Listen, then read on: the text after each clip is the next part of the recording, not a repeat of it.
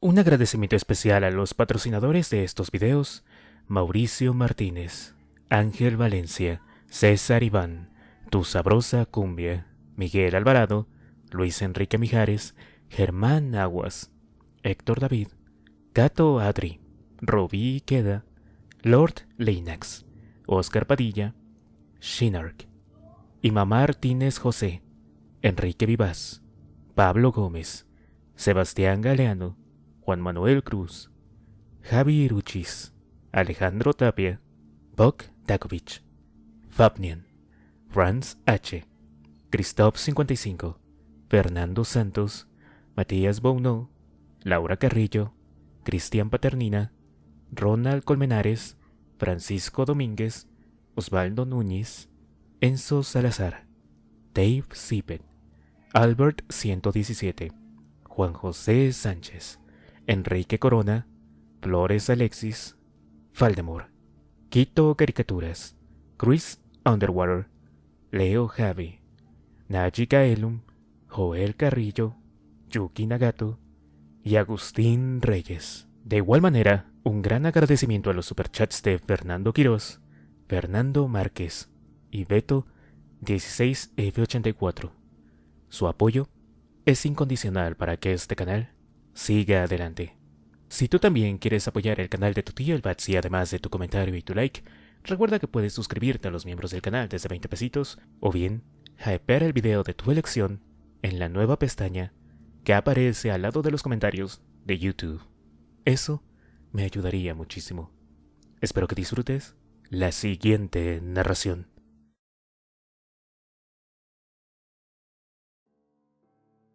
Capítulo 9. Mientras Steve leía en voz alta, Rebecca observó a David mirar su reloj y la puerta varias veces. No creía que hubieran pasado 10 minutos, pero no debía faltar mucho. John y Karen todavía no habían regresado. Donde cada uno está diseñado para medir la aplicación de la lógica y su resolución, con técnicas proyectivas de índices combinados con precisión de intervalo. Era un tema bastante árido. Al parecer se trataba de un informe interno sobre el análisis de algún tipo de prueba de inteligencia. Era bastante obvio que lo había escrito un científico. De hecho, era el tipo de cháchara en la que muchos investigadores terminan cayendo cuando quieren explicar algo un poco más complicado que una silla. Pero era lo que había aparecido en pantalla cuando Steve había pedido información sobre la serie azul, puesto que la habitación ofrecía poco más de interés. Rebecca se obligó a sí misma a prestar atención a la vez que intentaba sacudirse de encima la inquietante sensación de miedo que la atenazaba desde que habían comenzado la infructuosa búsqueda. Alguien se había encargado de limpiar la habitación de toda prueba, y había hecho un buen trabajo. Había encontrado libros, archivadores, grapadoras, bolígrafos y papeles, pero ni una sola hoja de papel con algo escrito, ni un solo fragmento de información a partir del cual empezar a trabajar. La búsqueda de Steve en el ordenador no había ido mucho mejor. No habían encontrado ningún mapa ni información alguna sobre el virus T. Fuera quien fuera el que se había apoderado de las instalaciones, al parecer había logrado eliminar cualquier indicio que hubieran podido utilizar en ese momento. Excepto por toda esta mierda aburrida pseudo-psiquiátrica, que hasta el momento ni siquiera ha mencionado la palabra azul. ¿Qué se supone que vamos a lograr con algo así? Steve pulsó otra tecla y su rostro se iluminó. Bueno, allá vamos. La serie roja, cuando se examina bajo un prisma estandarizado, es la más sencilla y simple, aplicable hasta un coeficiente de inteligencia de 80. La serie verde... Dejó de leer y frunció el entrecejo. La pantalla acaba de quedarse en blanco. Rebecca levantó la vista de la mesa casi vacía que había estado registrando, y David se acercó hasta Steve. ¿Fallo en el sistema?, preguntó preocupado. Steve mantuvo el ceño mientras apretaba unas cuantas teclas más. Más bien parece un bloqueo de programa. No creo que... ¿qué es esto? Rebecca, dijo David en voz baja, indicándole con un gesto que se acercara. Ella cerró un cajón lleno de archivadores vacíos sin marcar y se colocó detrás de Steve, agachándose para leer bien la pantalla del ordenador. El hombre que lo fabrica no lo necesita, el hombre que lo compra no lo quiere, y el hombre que lo utiliza no lo sabe. Es un acertijo, afirmó David. ¿Alguno de ustedes sobre la respuesta? Antes de que alguno de ellos pudiera responder, Karen y John aparecieron de nuevo en la habitación, ambos enfundando sus armas. Karen sostenía un trozo de una hoja de papel en la mano.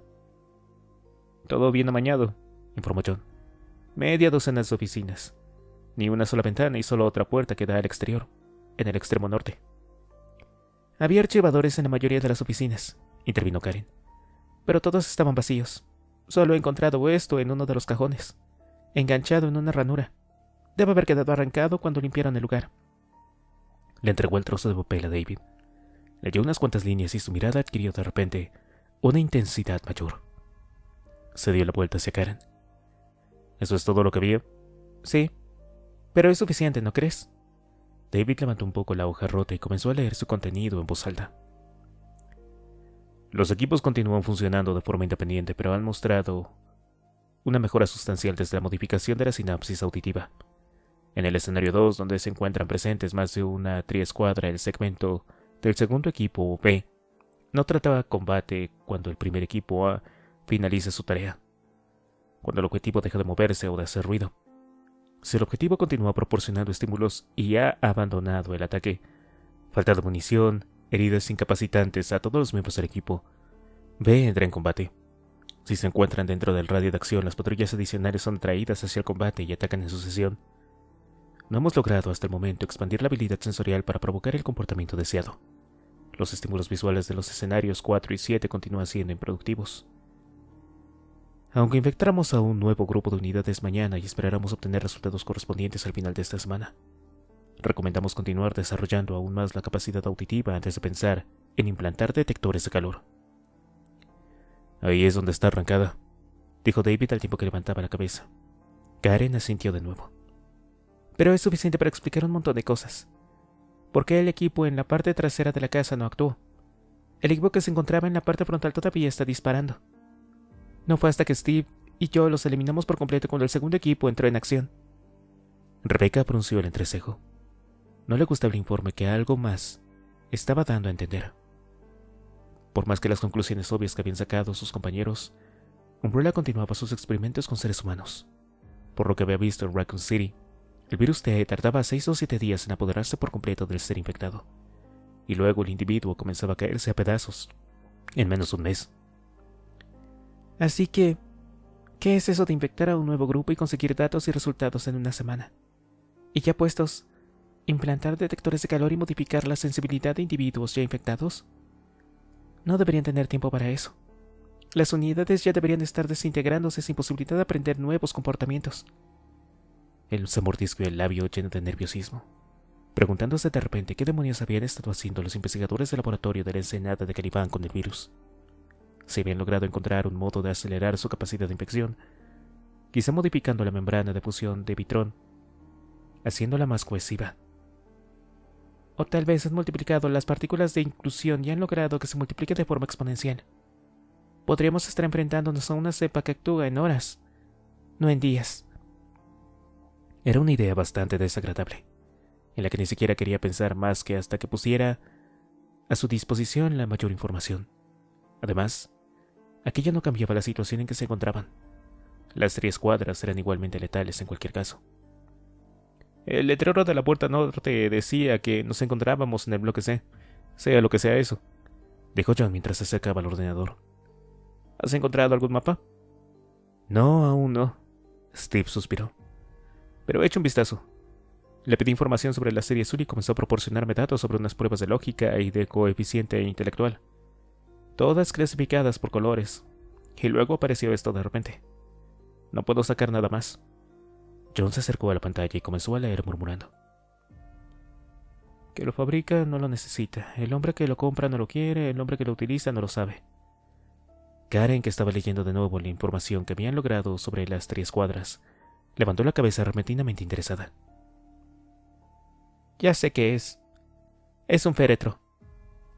Rebecca no se sintió sorprendida de que Karen conociera la respuesta del acertijo. Desde el principio le había parecido que era muy aficionada a los rompecabezas. Todos se reunieron inmediatamente alrededor de Steve mientras éste tecleaba la palabra féretro. La pantalla permaneció igual. Prueba con ataúd, indicó Rebecca. Los dedos de Steve volaron sobre el teclado. En cuanto apretó la tecla de intro, el acertijo desapareció y fue sustituido por otro mensaje. Serie azul activada. A aquello le siguió otro texto. Prueba 4, bloque A. 7, bloque D. Y 9, bloque B azul para acceder a los datos. Bloque E.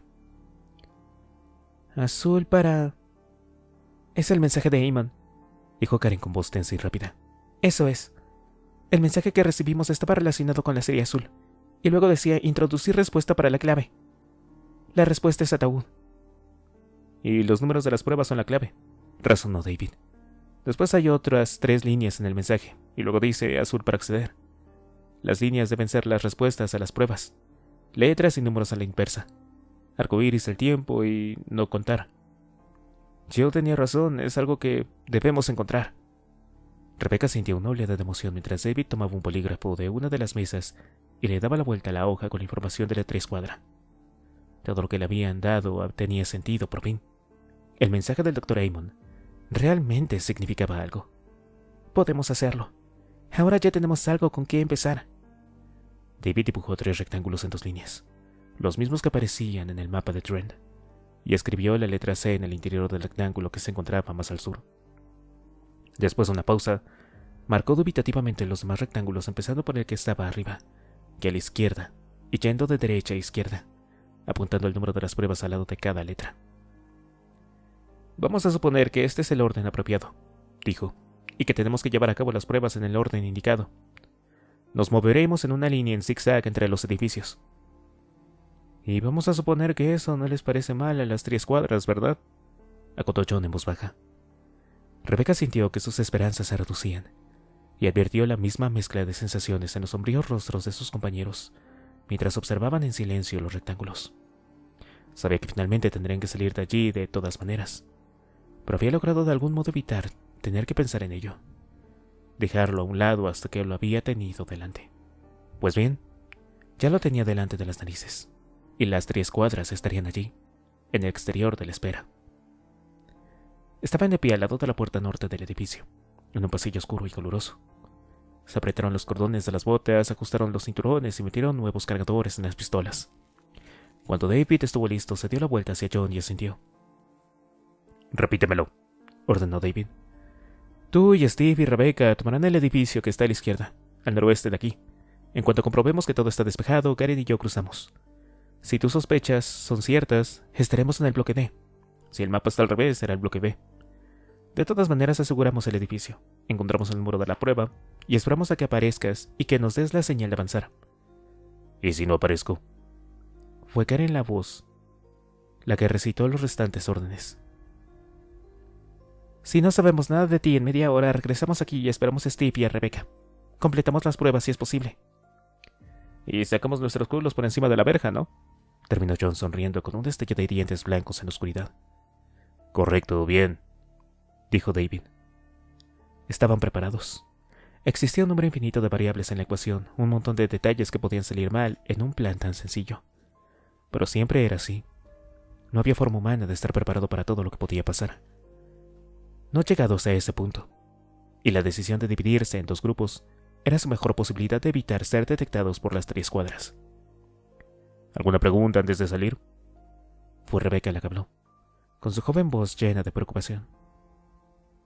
«Me gustaría recordarles a todos que tengan mucho cuidado con todo lo que tocan, o con lo que los toca. Los individuos que forman las 3 cuadras son portadores del virus, así que procuren evitar acercarse a ellos, sobre todo si están heridos». David se estremeció en un fuero interno al recordar lo que ella les había dicho por la mañana. Una gota de sangre infectada podía contener millones o incluso cientos de millones de virus. No era un pensamiento agradable si se tenía en cuenta que un proyectil de 9 milímetros podía causar mucho daño. «Que no caen cuando son heridos». Los 3 del almacén de botes continuaron acercándose, andando y disparando y sangrando también. Estaban esperando a que les diera la señal. David descartó aquellos pensamientos de la cabeza y le quitó el seguro a su bereta mientras ponía la mano en el tirador de la puerta. «¿Preparados? Ahora en silencio. 1, 2, 3. Abrió la puerta de golpe y salió al exterior, adentrándose en la fresca noche y en el susurro de las olas del océano. El lugar estaba mucho más iluminado que antes, ya que la luna había salido por completo y estaba prácticamente llena. Todo el conjunto de edificios estaba bañado por una suave luz azul y plata. Nada se movió en las cercanías. Justo delante de él, a unos 20 metros, se encontraba el objetivo de John y de Karen, y se sintió aliviado al ver que se abría una puerta en la pared de cemento que daba al bloque C.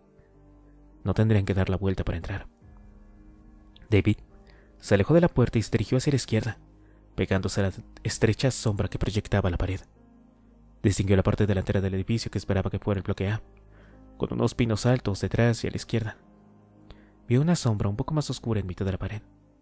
Una puerta. No había cobertura alguna en los más de 30 metros de distancia hasta ella. En cuanto se separaban de la pared del bloque C, estarían completamente expuestos y serían vulnerables. Si hay una triescuadra entre las dos líneas de edificios. Miró hacia atrás y vio a Rebecca y a Steve tensos a la espera detrás de él. Si es que se iban a meter en un fuego cruzado, al menos él iría en primer lugar, y Steve y Rebecca tendrían tiempo de retroceder para ponerse de nuevo a cubierta. Aspiró profundamente, contuvo la respiración, y se alejó a toda prisa de la pared, corriendo semi-agachado en dirección al negro cuadrado de la puerta de entrada. Unas siluetas pálidas y sombrías pasaron a su lado como un borrón. Todo su ser estaba en tensión a la espera del chasquido de los disparos y de los destellos de las armas automáticas, del agudo y paralizante dolor que lo derribaría al suelo.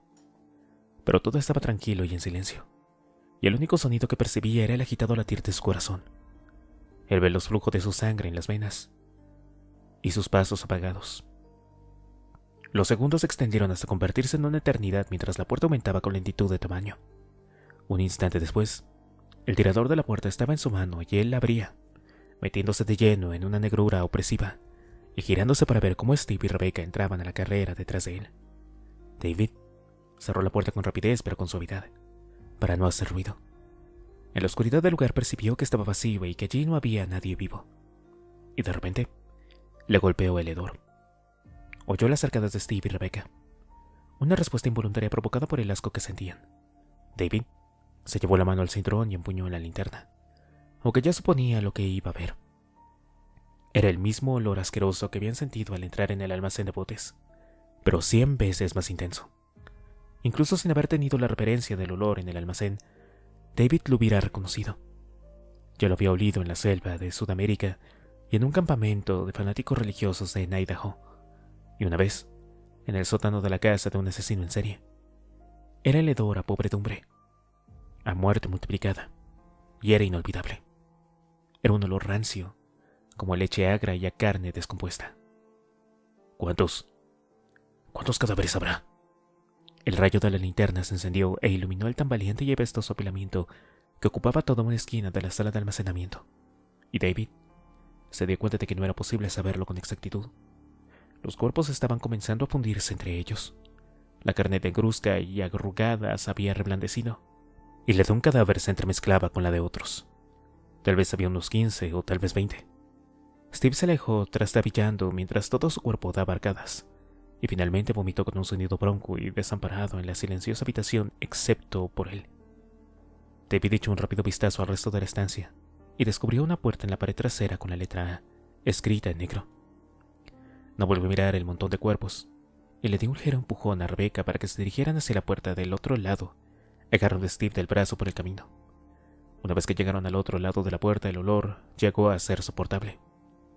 Se encontraban en un pasillo sin ventanas, y aunque había un interruptor al lado de la puerta, David hizo caso omiso de su presencia durante unos momentos mientras tomaba aire, y los dos miembros más jóvenes de su equipo se recuperaban de la impresión que habían sufrido.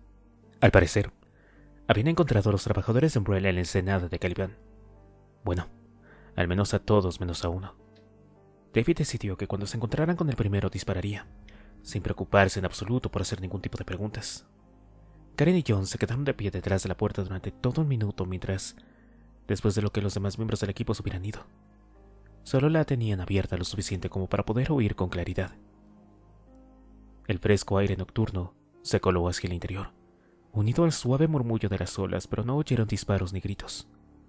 Karen cerró la puerta y miró a John, con sus pálidas facciones apenas visibles bajo la escasa luz. El tono de voz era bajo y tranquilo, pero reflejaba tensión. Ya debe de estar adentro. ¿Quieres ser tú por delante o prefieres que vaya yo? John no pudo evitarlo. Bueno, mis mujeres siempre se van en primer lugar, susurró, aunque prefiero cuando nos vamos juntos. Sí, me entiendes. Karen suspiró profundamente. con un sonido de pura exasperación. John sonrió pensando que era muy fácil provocarla. Sabía que no debía meterse con ella de ese modo, pero era difícil resistir la tentación. Karen Driver era una tiradora jodidamente buena con cualquier clase de arma, y era aguda como un alfiler en cuestión de inteligencia. Pero también era de las personas con menos sentido del humor que jamás había conocido en su vida. Es mi deber ayudarla a animarse. Si íbamos a morir, será mejor que lo hagamos riendo y no llorando, ¿verdad? Era una filosofía muy simple, pero a ella se aferraba con todas sus fuerzas. Lo había ayudado en más de una ocasión a salir de una situación desagradable. John, limítate a responder la maldita pregunta, ¿quieres? Bien, yo iré en primer lugar entonces, respondió con voz apaciguadora. Espera a que pase, y luego sígueme. Ella sintió con cierta brusquedad, y se apartó para que él pudiera pasar. John pensó por un momento decirle que le esperaría en la puerta solo con una sonrisa y con nada más puesto, pero decidió dejarlo por la paz.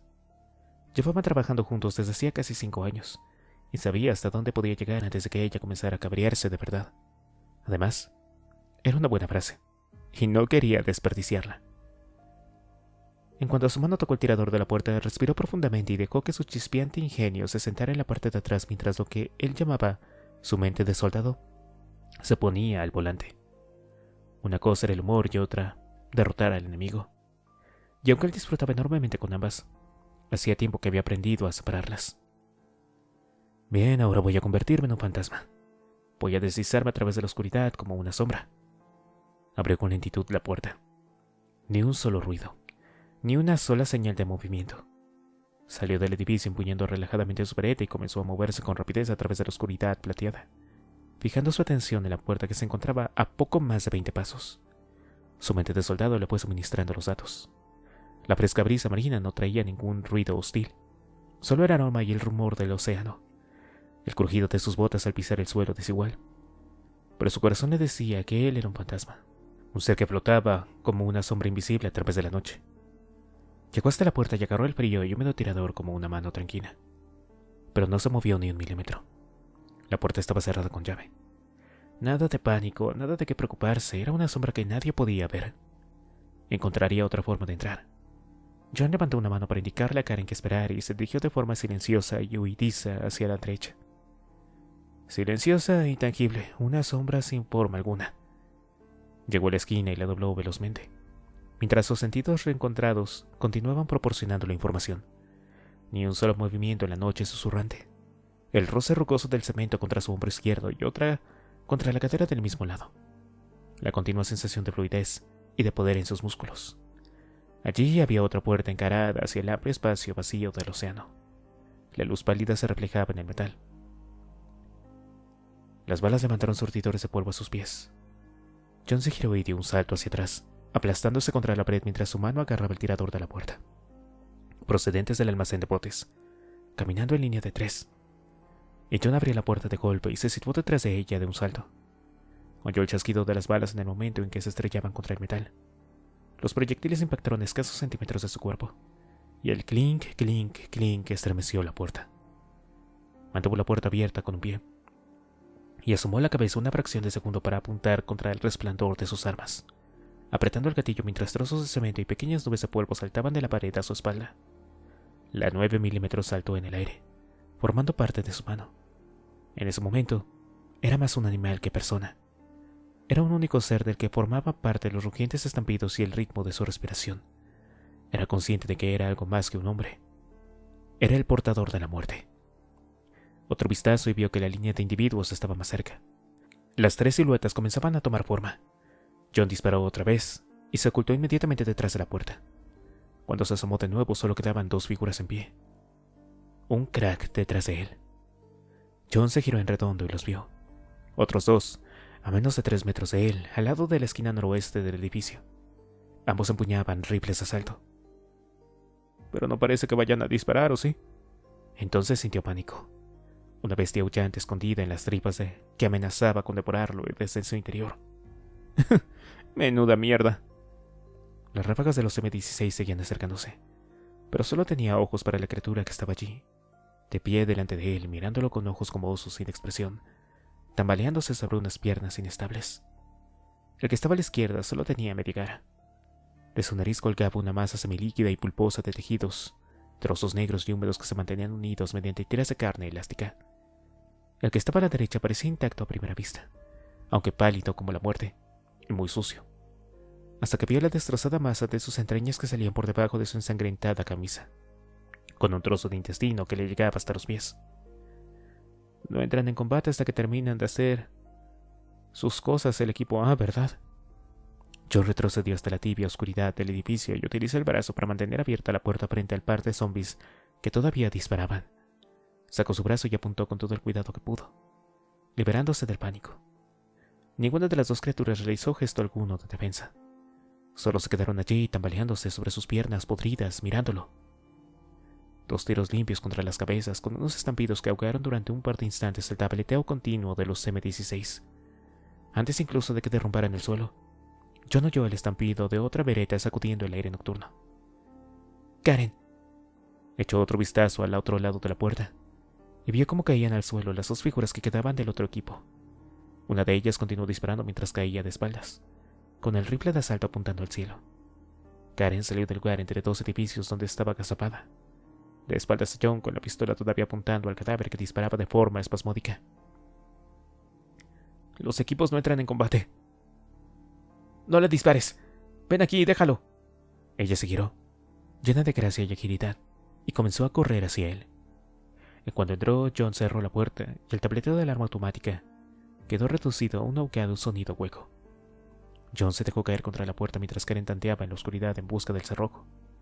Su cerebro todavía le gritaba que lo que había visto era imposible que existiera, que acababa de matar a 2 hombres muertos, que no había forma de que aceptara aquellos hechos, que eso lo volvería loco. No puede ser, no lo creo. No lo creía antes y no lo creo ahora. Y estaban muertos, podridos y estaban... El susurro ronco de Karen rasgó la oscuridad e interrumpió sus pensamientos cada vez más enloquecidos. «Oye, John, ¿te gustó?» Él parpadeó e intentó comprender lo que le decía. «Quiero decirlo de ir primero. ¿Ha sido todo lo bueno que esperabas?» Sintió que un pasmo de sorpresa reemplazaba los terribles y agitados pensamientos, que la confusión desaparecía y que su mente se aclaraba de nuevo. «No tiene ninguna gracia, ¿sabes, Karen?», repuso. Al cabo de un instante, ambos comenzaron a soltar grandes carcajadas. Capítulo 10. Cuanto más se alejaban de la parte delantera del edificio, más respirable era el aire, y Rebecca se sintió aliviada.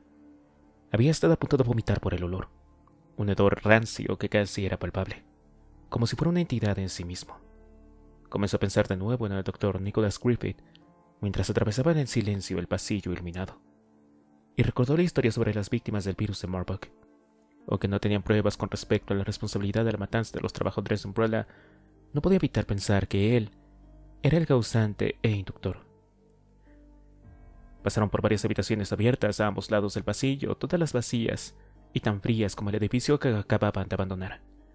También pasaron junto a una puerta de salida al otro extremo del bloque y finalmente, después de doblar otra esquina del pasillo, llegaron a una puerta marcada con la letra A y bajo ella los números 1 a 4. Bajo los números había 3 triángulos, cada uno de un color diferente, rojo, verde y azul. David abrió la puerta. Se trataba de una estancia mucho más pequeña que apenas iluminaba la bombilla halógena de la linterna. Steve encontró los botones de la luz y descubrieron que había otras 2 puertas, una a cada lado. Rebecca observó que había más triángulos de colores en la puerta de la derecha, pero ninguno en la izquierda. «Yo efectuaré la prueba», dijo David. «Steve y tú y Rebecca revisen la otra habitación. Nos encontraremos aquí». Rebecca asintió, y Steve hizo lo propio. Estaba un poco pálido, pero también parecía mantener el control, aunque bajó la vista cuando se dio cuenta de que ella lo estaba mirando. Comprendió lo que le ocurría. Probablemente estaba avergonzado de haber vomitado la cena. Abrieron la puerta y entraron en otra habitación sin ventanas, tan calurosa y con el ambiente tan cargado como el resto del edificio. Rebecca encendió las luces, y ante sus ojos apareció una oficina bastante grande repleta de estanterías. En una esquina había una mesa de escritorio de metal, un mueble de archivador, con los cajones vacíos par en par. Steve suspiró. «Parece que aquí tampoco vamos a tener suerte», dijo. ¿Prefieres la mesa o las estanterías? Supongo que las estanterías, repuso Rebecca, escogiendo lo que iba a buscar. Mejor, dijo él con una sonrisa tímida. Tal vez encuentre unos caramelos de menta para el aliento o algo parecido en los cajones. Rebecca sonrió a su vez, contenta de que hubiera hecho aquel chiste. Si los encuentras, déjame uno para mí. Antes logré tragármelos, pero también estuve a punto de largarlos, junto con el desayuno. Se cruzaron una mirada mientras seguían sonriendo. Rebecca sintió una ligera oleada de excitación recorrer el cuerpo mientras el momento se alargaba. Mientras el instante duraba unos cuantos latidos más de lo que debería durar una mirada casual. Steve fue el primero en apartar la vista, pero su rostro ya tenía mejor color, y sus mejillas incluso estaban un poco sonrosadas. Estaba claro que existía una atracción, y que ésta era mutua. Y desde luego es el peor momento y el peor lugar para pensar en ello, le regañó su mente racional. Olvida toda esa mierda, inmediatamente. Los libros trataban de todo lo que ella se esperaba. Si tenía en cuenta lo que había leído sobre las 3 cuadras y Umbrella, química, biología, un grupo de tomos encuadernados en cuero que trataban sobre la modificación del comportamiento, varias revistas médicas. Mientras Steve rebuscaba en los cajones de la mesa, a su espalda, recorrió la hilera de libros con un dedo, empujándolos hacia la pared para separarlos entre sí mientras leía los títulos en los lomos, con la esperanza de que hubiera algo oculto entre ellos o detrás de ellos. Sociología, Pavlov, psicología y sociología, psicopsicología, patología. Se detuvo y frunció el entrecejo al ver un delgado volumen metido entre 2 libros mucho más gruesos. No tenía título. Lo sacó y sintió que el corazón se le aceleraba cuando lo abrió al ver la letra puntiaguda con la que habían escrito. Era un diario. Retrocedió a la primera página y leyó el nombre. Tom Adams, escrito con letra muy clara. Es uno de los nombres de la lista de Trent. Es uno de los malditos investigadores. Oye, encontré un diario, dijo. Pertenece a uno de esos tipos que aparecen en la lista. Un tal Tom Adams. Steve levantó la vista y por sus ojos pasó un relámpago de interés. ¿De verdad? Vete a la última página. ¿Qué fecha pone? Rebecca pasó las páginas hasta llegar a la última. 18 de julio. Pero no escribía todos los días. La fecha anterior es 9 de junio. Lee la última anotación, indicó Steve. Tal vez nos diga qué está pasando aquí. Rebecca se acercó hasta la mesa y se apoyó en ella, aclarándose la garganta. Sábado 18 de julio. Ha sido un día largo y ridículo. El colofón de una semana larga y ridícula. Juro por Dios que le voy a meter una paliza a Luis si convoca otra estúpida reunión. La de hoy era para decidir si incluíamos o no otro escenario en el programa de las 3 cuadras. Como si necesitáramos otro. Lo único que quería era que su nombre apareciera en el acta de la reunión. Y el resto fue la parrafada habitual. La importancia del trabajo en equipo. La necesidad de compartir la información para que todos podamos estar en el camino correcto. Jesús, es como si no pudiera vivir con la idea de que hubiera una reunión mensual y no apareciera su nombre en el resumen. Y no ha logrado una mierda desde el desastre de los MA7. Y lo único que ha intentado es convencer a todo el mundo de que la culpa la tenía la doctora Chin. Y eso que no le gusta hablar mal de los muertos. Santurrón idiota. Alan y yo estuvimos ayer hablando de los implantes, y ese tema va sobre ruedas. Va a escribir una propuesta sobre ello esta semana, y no vamos a permitir que Luis la toque. Con un poco de suerte nos darán luz verde al final del mes. Alan tiene la sospecha de que los chicos de la oficina central querrán que lo hagamos sin que Birkin lo sepa, aunque solo Dios sabe por qué. A B no le importa una mierda lo que estemos haciendo aquí.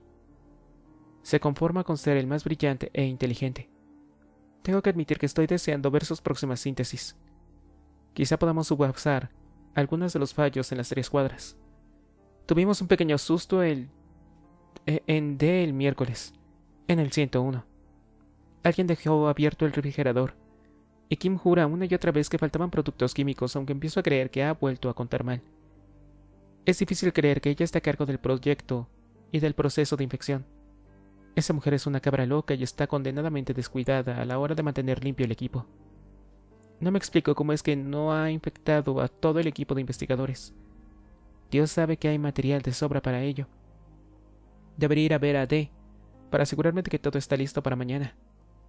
Tengo una nueva cepa, y Griffith en persona me ha pedido ver el proceso. Es la primera vez que sale del laboratorio desde hace semanas. De hecho, es la primera vez que se interesa por lo que estamos haciendo los demás. Sé que es una estupidez, pero aún así quiero impresionarlo. Es tan brillante como Birkin, aunque sea a su modo tan inquietante. Creo que incluso intima a Luis. ¿Y este es demasiado estúpido para que sienta temor? Seguiré escribiendo después. Las páginas restantes estaban en blanco. Rebecca levantó la vista hacia Steve, sin saber qué decir. Su mente trabajaba a toda velocidad para obtener retazos de información útil a partir de aquel desahogo mental. Allí había datos que le preocupaban, algo que no podía determinar con exactitud. Productos químicos que faltan, proceso de infección, el brillante e inquietante Dr. Griffith. No tenía la menor idea, ni la menor duda, de que el Dr. Griffith había matado a los demás científicos.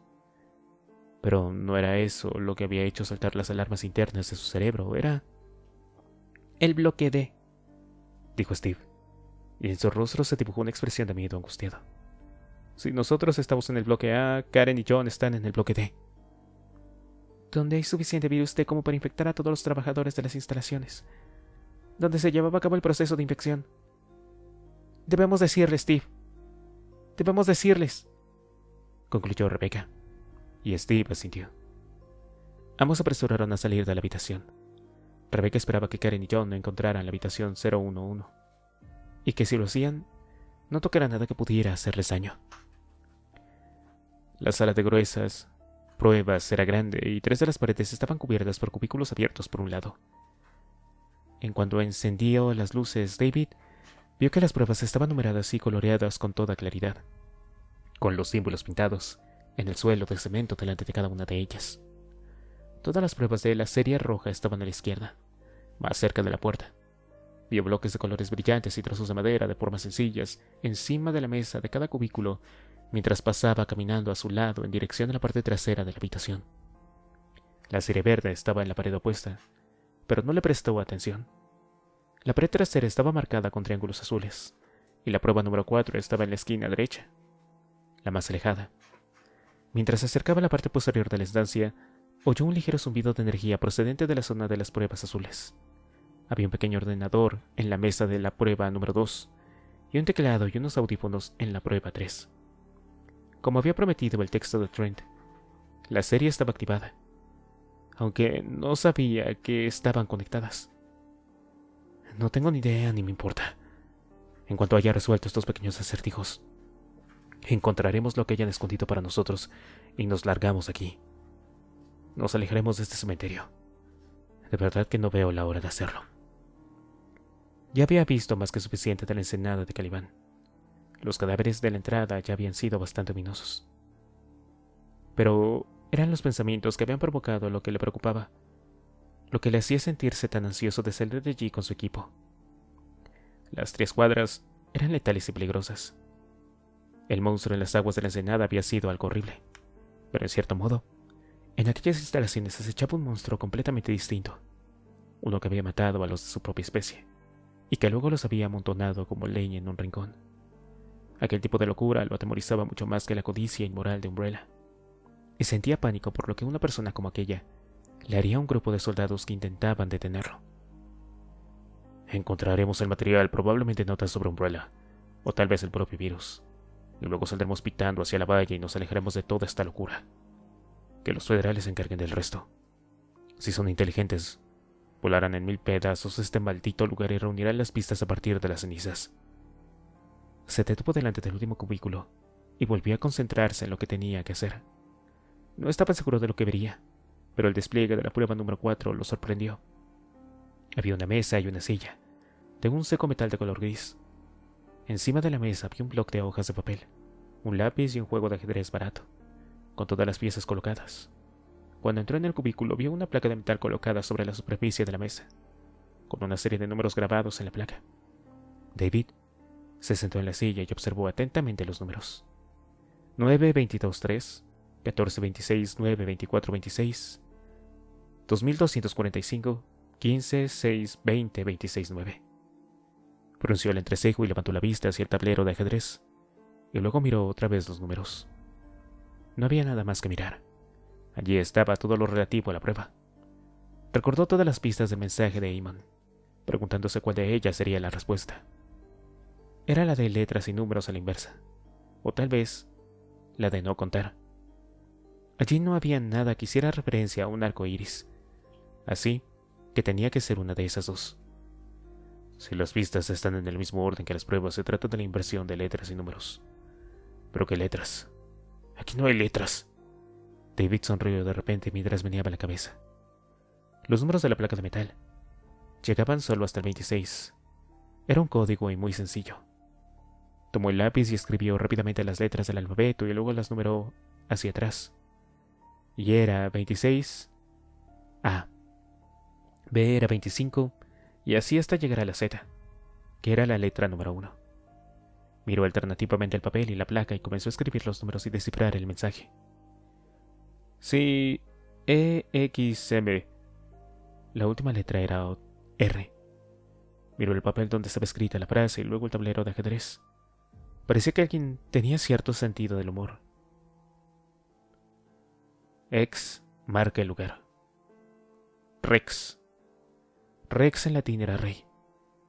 Las blancas siempre mueven en primer lugar, así que extendió la mano y tocó al rey blanco. En cuanto sus dedos entraron en contacto con la pieza, ésta se giró y quedó orientada hacia la parte trasera del tablero.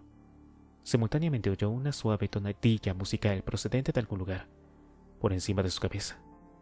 Levantó la vista y vio un pequeño altavoz en el techo. No ocurrió nada más, ni hubo luces parpadeantes, ni se produjo la apertura de un compartimiento secreto, ni las paredes se alzaron para revelar un pasadizo oculto. Al parecer, había superado la prueba. Vaya, qué poco emocionante. Le pareció que era una prueba tremendamente complicada para algo tan supuestamente estúpido como las unidades de las 3 cuadras. No zombies sin mente. Aunque tal vez los investigadores habían desarrollado planes para algo distinto o algo inteligente. Era una idea inquietante, y no quería ni pensar en ella. Se levantó y se dirigió hacia la parte delantera de la estancia. En ese momento, la puerta se abrió de golpe, y Rebecca y Steve entraron a la carrera, ambos con expresión de temor en el rostro. ¿Qué pasa? Rebecca agitó el pequeño libro en la mano y comenzó a hablar con rapidez. Encontramos un diario. Dice que la cepa del virus que se utiliza para infectar a las 3 cuadras se encuentra en el bloque D, en la habitación 101. Puede que no pase nada, pero si Karen o John tocan algo que haya quedado contaminado. Ya había oído lo suficiente. Vamos. Ambos se giraron y comenzaron a seguirlo cuando pasó a su lado para encabezar la marcha y deshacer el camino que habían corrido hasta allí.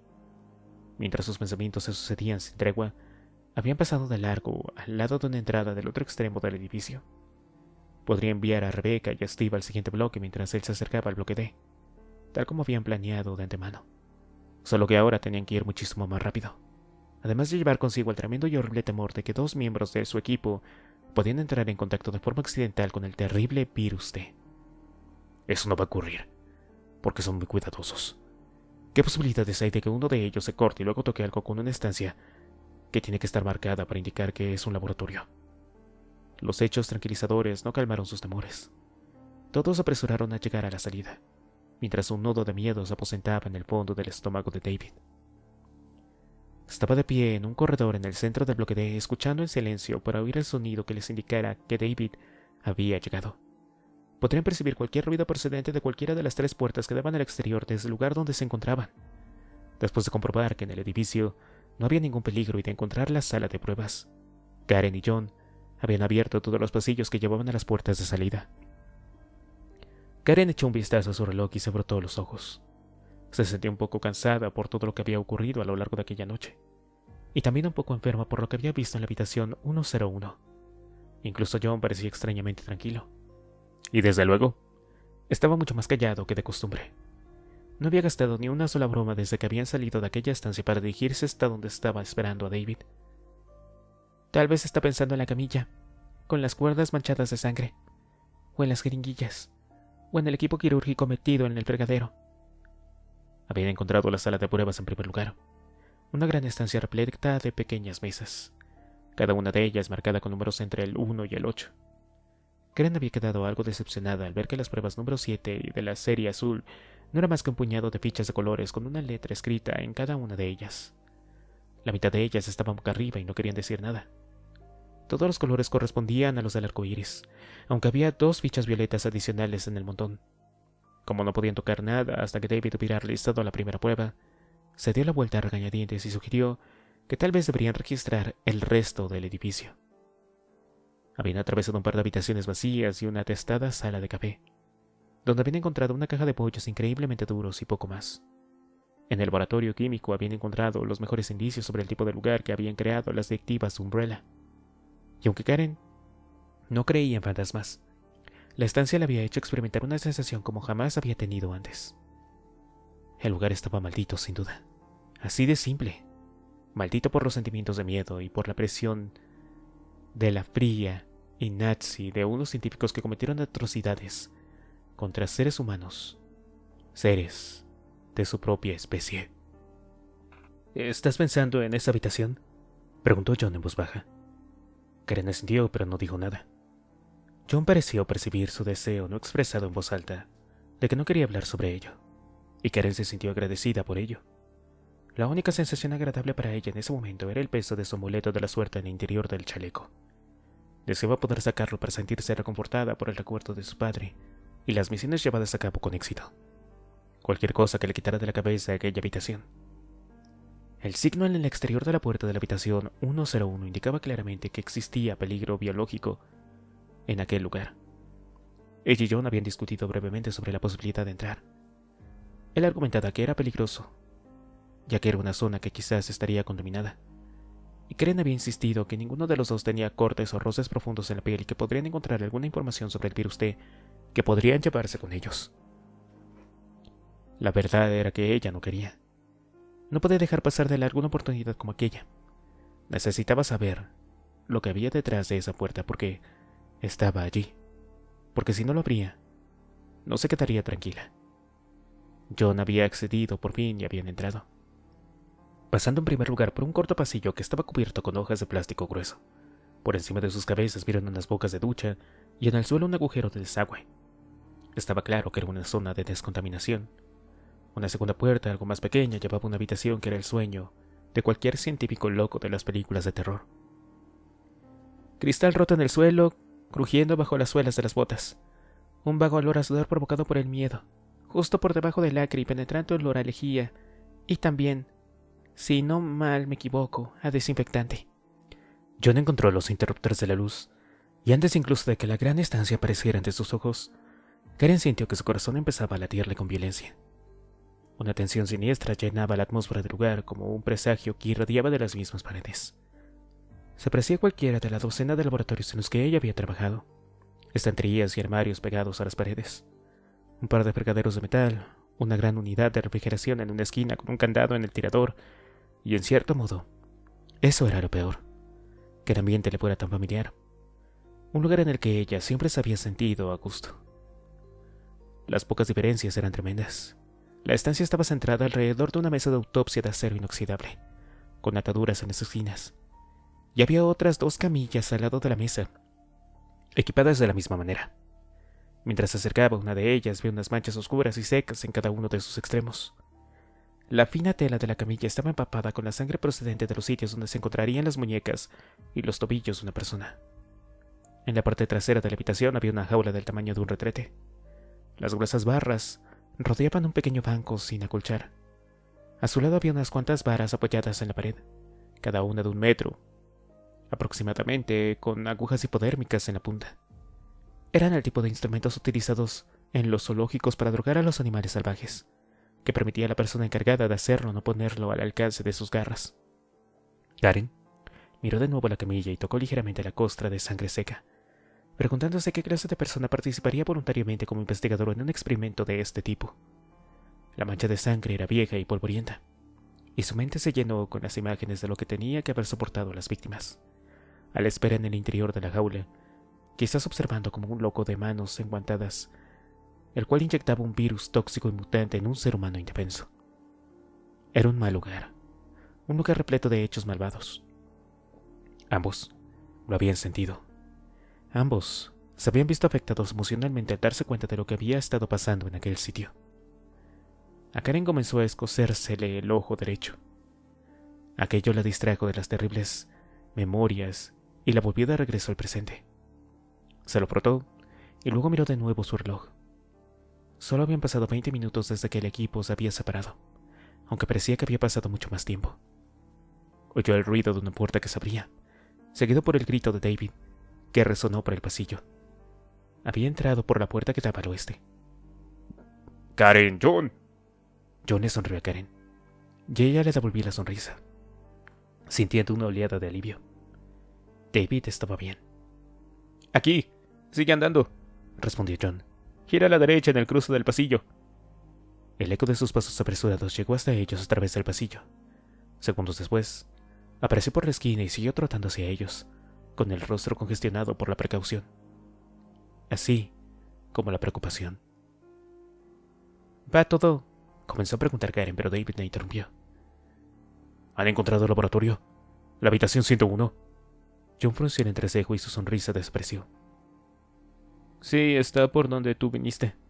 ¿Tocaron algo? ¿Tienen algún corte, alguna pequeña herida que pueda haber entrado en contacto con cualquier cosa? Su rostro, así como los de ellos, dejaron traslucir la confusión que sentían. David habló con rapidez, mirando a uno y a otro de forma alternativa. Encontramos un diario y en él dice que en ese laboratorio es donde se infectaban a los miembros de las 3 cuadras. Carajo, no me jodas. John volvió a sonreír. Lo adivinamos en cuanto pasamos 2 segundos en esta habitación. Ni un rasguño, repuso Karen, poniendo en alto sus 2 manos. David dejó escapar una profunda exhalación y sus hombros se relajaron. Gracias a Dios. Tenía un presentimiento horrible mientras venía hacia aquí. Hemos encontrado a los investigadores en el bloque A. Amon tenía razón. Los ha matado a todos. Y ese misterioso... él ya tiene nombre. Rebecca está bastante segura de que se trata de Nicholas Griffin. Reconoció su nombre en la lista de Trent, y el muchacho tiene un historial bastante macabro. Ya se los contará cuando nos regrupemos. Meneó la cabeza y una ligera sonrisa apareció en sus labios. Supongo que dejé que mi imaginación se desbocara por un momento. La sonrisa de John se hizo aún más amplia. Demonios, David, no sabía que te preocupáramos tanto. O que pensaras que somos tan estúpidos como para pincharnos con agujas sucias en un sitio como este. David soltó una pequeña risa. Por favor, acepte entonces mis disculpas. ¿Dónde están Rebecca y Steve?, preguntó Karen. En estos momentos probablemente se encuentran en el siguiente cubículo. Ya sabes, el área. Vi que llegaban a salvo al bloque B antes de venir aquí. ¿Han encontrado la prueba número 7? Por aquí, repuso John y comenzó a contarle el encuentro que habían tenido con las 2 cuadras mientras se acercaban a la sala de pruebas. Karen lo siguió, frotándose con más fuerza el ojo para quitarse de encima el molesto picor. Probablemente se los había irritado aún más al frotárselos, porque parecía estar peor. Y para colmo de males, sentía que iba a tener un dolor de cabeza. Se frotó el ojo de nuevo, suspirando para dar algo a sus adentros por el momento tan oportuno para ponerse enferma. Nunca tenía dolores de cabeza excepto cuando estaba a punto de caer enferma. El chapuzón en el frío océano debía de haberla preparado para un lindo resfriado. Y por el creciente palpitar del dolor de cabeza, sería uno de los grandes. O al menos, eso hubiera pensado antes de sentir algo más dentro de sus entrañas. Capítulo 11. Había preparado todas las jeringuillas después de decidir dónde se escondería, después de haberle dado las instrucciones a Aidens y de haberlo enviado a que las cumpliera. No le quedaba otra cosa que hacer más que esperar. A pesar de la confianza que sentía minutos antes, en ese momento estaba nervioso y caminaba arriba y abajo del laboratorio de forma incesante. ¿Qué pasaría si Aidens hubiera olvidado cómo cargar un rifle? ¿Qué pasaría si él disponía de la potencia de fuego suficiente como para eliminarlos? Había procurado prepararse para cualquier posibilidad, y cada plan había dado lugar al desarrollo de un plan de contingencia. Pero ¿qué ocurriría si todo fallaba y los intrusos lograban llegar hasta él? Bien, si pasa eso, los voy a matar uno por uno. Yo mismo. Los estrangularé con mis propias manos. No pueden impedir que haga todo lo que debo de hacer. No pueden. No después de todo lo que he logrado. No después de todo lo que he tenido que pasar para llegar hasta donde estoy en este maldito momento. Por segunda vez en aquel día recordó cómo había logrado tomar el control de las instalaciones. Las extrañas y vividas imágenes de aquel soleado día hacía ya un mes. En lugar de desechar aquellos pensamientos como había hecho antes, los dejó seguir y les dio la bienvenida, para recordar lo que era capaz de hacer si es que era necesario. Se detuvo bruscamente y se dejó caer sobre una silla cerrando los ojos. Un día soleado. En cuanto se dio cuenta de lo que tenía que hacer, se dedicó a planearlo durante 2 semanas, estudiando cada detalle de forma incansable, hasta que quedó satisfecho de cada variable, la cual había sido prevista. Había pasado bastante tiempo leyendo sobre el comportamiento de las 3 cuadras, revisando los horarios principales y memorizando las actividades diarias de las instalaciones. Había observado y vigilado a sus colegas, aprendiéndose de memoria sus programas de trabajo hasta que fue capaz de recitarlos de atrás hacia adelante. Se quedó mirando los planos que había hecho de cada edificio y caminó por ellos en su mente 1.000.000 de veces. Después de pensarlo detenidamente, eligió una fecha, y varios días antes del día señalado, se coló en la habitación de procesamiento de las 3 cuadras y robó varios frascos con sustancias extremadamente poderosas. Quilosintecina, mamedicina, tralfenida, tranquilizantes animales y narcóticos sintéticos. Algunos de los mejores productos Umbrella. Solo había tardado una tarde en lograr la mezcla que quería en la proporción adecuada, justo como había esperado. Entonces, se había quedado a la espera, igual que estaba haciendo en aquel momento. El día anterior a la puesta en marcha de sus planes, había observado el proceso de formación de una 3 cuadra, y luego le había pedido a Tom Adams que fuera al laboratorio desde la cena para discutir en privado cuántas ideas que había tenido sobre cómo intensificar el factor de sugestión podrían ser viables. Encantado de aceptar su invitación, Adams había escuchado atentamente la descripción de Griffith sobre la nueva cepa que había creado. En términos hipotéticos, por supuesto. Después de una caliente y cargada taza de café, Adams había sido el primero en experimentar el milagro de Griffith. Griffith sonrió al recordar aquellos gloriosos momentos iniciales. La primerísima y por supuesto más importante prueba de la efectividad de su cepa del virus. Le había dicho a Adams que la única voz que podría percibir con claridad sería la de Nicholas Griffith, y que todas las demás voces serían para él un balbuceo incoherente. Y la sugestión había funcionado con esa facilidad. En las primeras horas de aquella mañana llena de promesas, había puesto en marcha una cinta con un discurso del propio Dr. Adams, y el servicial doctor no había oído más que una charla ininteligible. Si la cepa no hubiera superado la prueba, Griffith había abortado su intento de tomar el control de las instalaciones, y nadie habría sabido nada. Ya tenía previsto un desafortunado accidente si el virus no actuaba del modo que se suponía que debía hacerlo. El cuerpo del Dr. Adams habría sido descubierto al día siguiente, sobre las rocas de la orilla. Sin embargo, el increíble éxito de su creación le había demostrado, más allá de cualquier duda, que no tenía más remedio que continuar con sus planes. Y así, pues, a la cocina.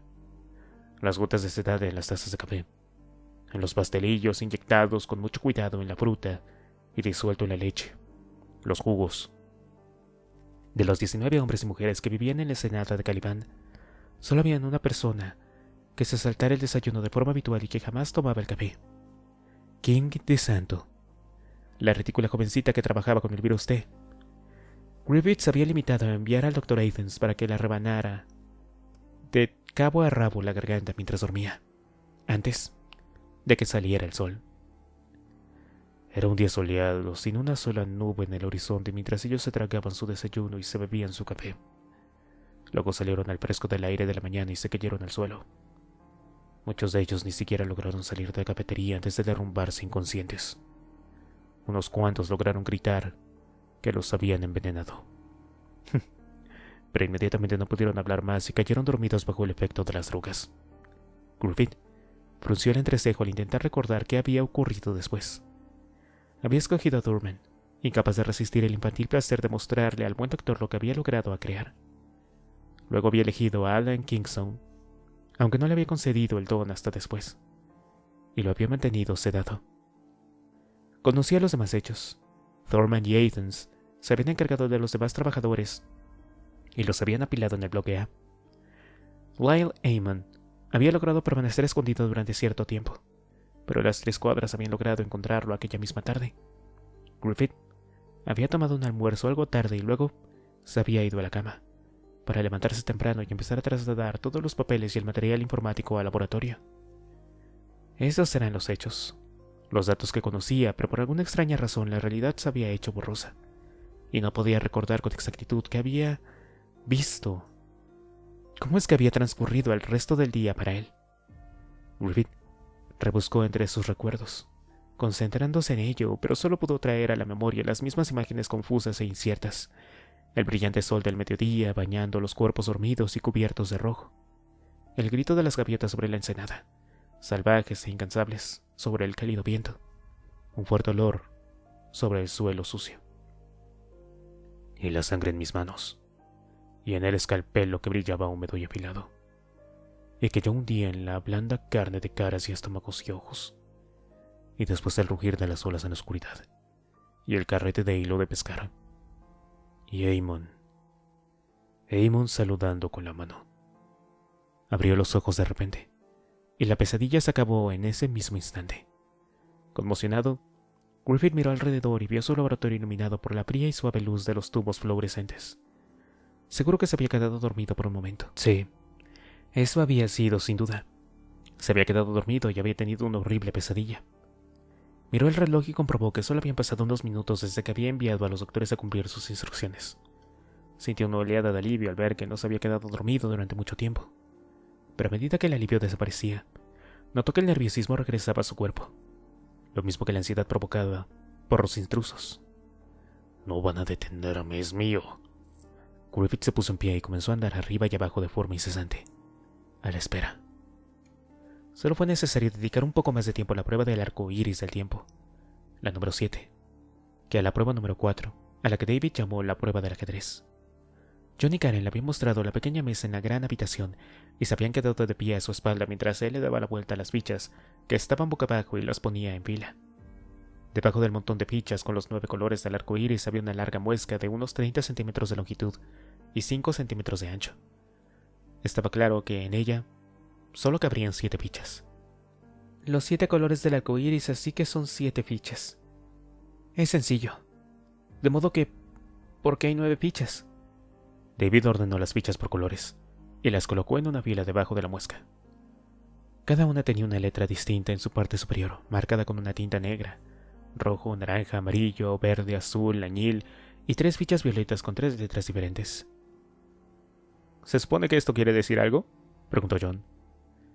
Si se leían de izquierda a derecha, las letras de las 6 primeras eran E, F, M, A, M y J. Las demás fichas tenían las letras J, D y O. No que yo sepa, dijo Karen en voz baja. David suspiró. Es el tipo de rompecabezas en el que tienes que adivinar cuál es el siguiente elemento. Al parecer tiene que ver algo con el tiempo. ¿Alguna idea? Tanto John como Karen se quedaron mirando el rompecabezas, observando con atención las letras. David se preguntó si se sentirían tan cansados como él comenzaba a sentirse. John tenía un aspecto menos vivaracho que lo habitual, y Karen parecía bastante agotada, con la piel algo pálida y la mirada bastante perdida. Claro que están cansados, pero al menos lo están intentando. David volvió a mirar las fichas de colores e intentó centrar su atención en ellas, pero no pudo sacar ni una sola idea coherente de su observación. Había sido un día realmente largo, con periodos de concentración muy intenso, intercalados en situaciones cargadas de adrenalina en las venas. Había sentido miedo, dudas, decisión, y luego miedo de nuevo, y además de unas cuantas emociones más, no demasiado claras y delimitadas. En ese momento se sentía rendido de cansancio, a la espera de lo que parecía lo que iba a pasar a continuación. John sonrió de repente con un brillo triunfal en la mirada. Las letras corresponden a las iniciales de los meses del año: enero, febrero, marzo, abril, mayo, junio, julio. Es la J. La siguiente ficha es la que tiene marcada la letra J. Brillante, celebró David. Comenzó a colocar las fichas en la ranura al mismo tiempo que John, todavía sonriente, le daba un pequeño codazo a Karen. ¿Y tú pensabas que solo valía para el sexo, eh? Karen, como era habitual, ni siquiera se dignó a responder. David se sintió aliviado de haber superado la segunda prueba y colocó la última ficha en su lugar.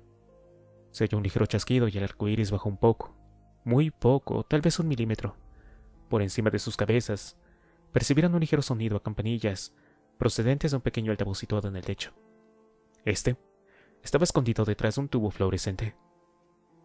¿Eso es todo lo que recibo?, dijo John con tono pretendiente y ofendido. ¿Que no hay una orquesta o un desfile? David enderezó el cuerpo y sonrió con cansancio. Yo oí lo mismo cuando superé la otra prueba.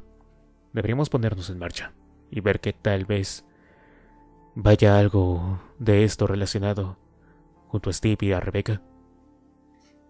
Un modo interesante de decirlo, ¿eh? Repuso John con una pequeña carcajada. Bastante bonito y educado. David tardó unos segundos en pillar el doble sentido, aunque Karen había levantado la vista al cielo inmediatamente. Y luego se había frotado los ojos de nuevo. Cuando apartó la mano, David se dio cuenta de que su ojo derecho estaba muy rojo, mientras que el izquierdo, aunque también estaba ligeramente enrojecido, no presentaba tan mal aspecto. Ella se dio cuenta de que le estaba mirando atentamente y le sonrió mientras se encogía de hombros. Solamente estoy irritado. Me pica, pero estoy bien. No lo toques más o va a empeorar, dijo David mientras encabezaba la marcha hacia la puerta. Y que Rebecca le eche un vistazo en cuanto nos reunamos con ella y con Steve. Recorrieron el pasillo en dirección a la salida trasera. David se preparó para otra carrera a través de los edificios de la instalación. Si las cuentas no le fallaban, en total habían logrado abatir a 3 de las 3 cuadras. 3 hombres en el exterior del almacén de botes y un cuarto en el recorrido hacia el primer edificio. Y luego Karen y John habían acabado con otros 5 entre los bloques C y D. Una información muy útil, David. Si por casualidad supieras cuántas escuadras hay allá afuera. Hizo caso omiso al sarcasmo interior de su conciencia mientras extendía la mano hacia el tirador de la puerta de metal, y Karen se preparaba para apagar las luces. Desapuntaron sus armas y respiraron profundamente varias veces para prepararse. En ese instante, David notó de nuevo una sensación familiar que le recorría el cuerpo, una que ya había experimentado en situaciones similares, pero a la que no había podido ponerle nombre. No era tanto una sensación como un estado de existencia, y aunque no era un hombre especialmente religioso, era lo más parecido que tenía en la creencia en el destino, la sensación de que existían hechos y fuerzas más allá de la influencia humana.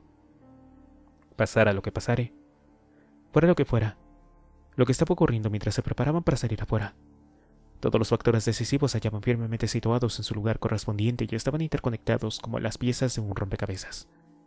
Lo sentía con una certidumbre que desafiaba la razón y la lógica. Era como si una gran rueda de las oportunidades que determinaban el resultado que les daría o les quitaría la vida se hubiera puesto en marcha y se dirigiera hacia su inevitable final. Solo que en lugar de ir más lentamente, la rueda girara cada vez con mayor rapidez y acelerara al mismo tiempo que les revelaba los planes que el cosmos tenía para ellos. Había sentido a menudo cierta tranquilidad al darse cuenta de la presencia de esa rueda. La indefinible sensación de que el resultado ya había sido el decidido y que lo único que podía hacer era presenciar cómo se acercaba. Cuando era un niño y su padre se encontraba en uno de sus ataques de furor provocado por el alcohol, la creencia era algo superior, ya que era lo único que a veces le había salvado de caer en una desesperación total. Sin embargo, en esa ocasión, en aquel momento, solo sentía que era algo terrible. Una atracción de feria siniestra y alucinante en la que se había montado por error, y no se habían dado cuenta de que la verdad estaba sobre ellos, hasta que había sido demasiado tarde. No podían regresar ni dar marcha atrás, y tampoco esquivar lo que se iban a encontrar más adelante. Entonces nos agarramos a lo que podamos y aguantamos. Haremos lo que podamos. David se acercó más a la puerta y le quitó el seguro a la vareta. No importa si tenía el control de lo que iba a pasar después. Rebecca y Steve estaban esperándolos. La sala de pruebas estaba en completo silencio, con excepción del zumbido procedente de las máquinas marcadas con números azules, del 9 al 12, y del esporádico roce de las páginas del diario de Athens que Rebecca estaba hojeando. Sentado en una mesa, Steve observaba cómo leía, aunque sus pensamientos estaban en otro lado, tensos e inquietos, mientras esperaban que aparecieran los demás miembros del equipo. Sentía un poco de dolor en el pecho, provocado tanto por el impacto del proyectil de pequeño calibre contra su chaleco antibalas, como por la ansiedad causada por el posible desarrollo de la situación de John y Karen. Ambos habían estado de acuerdo, después de echar un rápido vistazo a las demás habitaciones, en que la sala de pruebas era el mejor lugar para esperar a los demás. Al parecer, el bloque B de las instalaciones era el que Umbrella había dedicado especialmente a los aspectos quirúrgicos de las investigaciones sobre armas biológicas.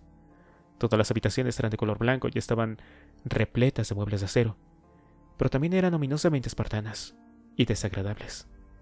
Aunque el ambiente del edificio estaba tan cargado y hacía tanto calor como si los otros bloques estuvieran adeptos a ellos, Steve sintió en un frío interior cuando pasaron al lado de las distintas salas de operaciones, como si las propias estancias hubieran adquirido las características de las criaturas infectadas por el virus T, frías y sin vida, con un propósito oscuro en cierto modo, hasta insensible. Rebecca levantó la vista con los ojos llenos de emoción. «Escucha esto», le dijo Steve. «Todavía están esperando a que les pasemos el informe sobre la expansión desde que el Dr. Griffith ha disminuido el tiempo de amplificación.